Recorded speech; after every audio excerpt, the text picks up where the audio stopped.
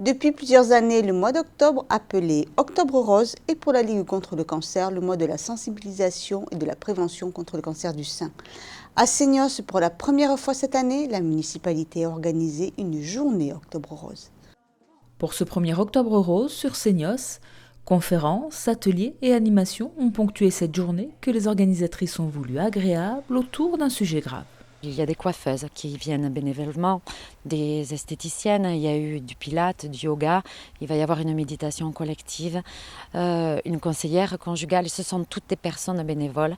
Et l'idée c'était d'organiser une journée entre filles pour être toutes ensemble, qu'on soit atteinte, qu'on l'était, qu'on soit guéri ou qu'on soit fille d'eux ou touchée plus ou moins ou pas touchée du tout. Être ensemble, un peu de solidarité et de bienveillance autour de ces personnes-là, tout simplement.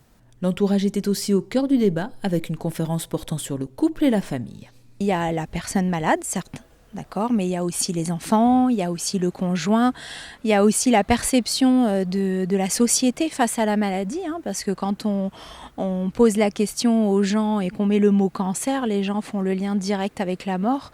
Donc il y a vraiment une prise de conscience que la vie peut se terminer. Et donc on met l'autre face à une impuissance et peut-être à un échec de quelque chose qu'il ne peut pas ni contrôler ni maîtriser. Donc tout ça, ça amène beaucoup de souffrance. La personne qui est atteinte du cancer, elle ne peut pas appréhender le comportement de son compagnon.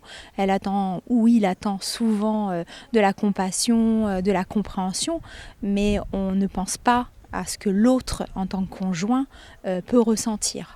Voilà, on demande presque que ça soit un devoir qui soit le pilier de l'autre. Mais des fois, c'est pas possible. C'est pas évident parce qu'on est tous des êtres humains et on appréhende les choses complètement différemment en fonction de son vécu, en fonction de ce qu'on est aussi, tout simplement.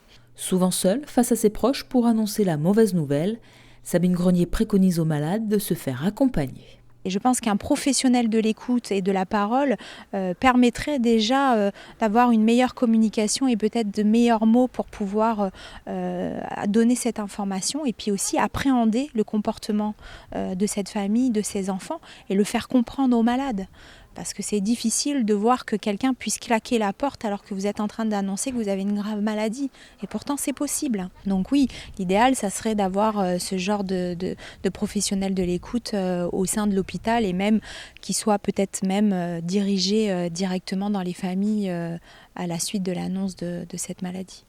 Cette première journée Octobre Rose a mis le pied à l'étrier aux organisatrices qui comptent bien renouveler l'opération. J'ai très envie de continuer l'année prochaine, de l'organiser peut-être sur 2 journées, c'est-à-dire différencier, c'est-à-dire les sujets.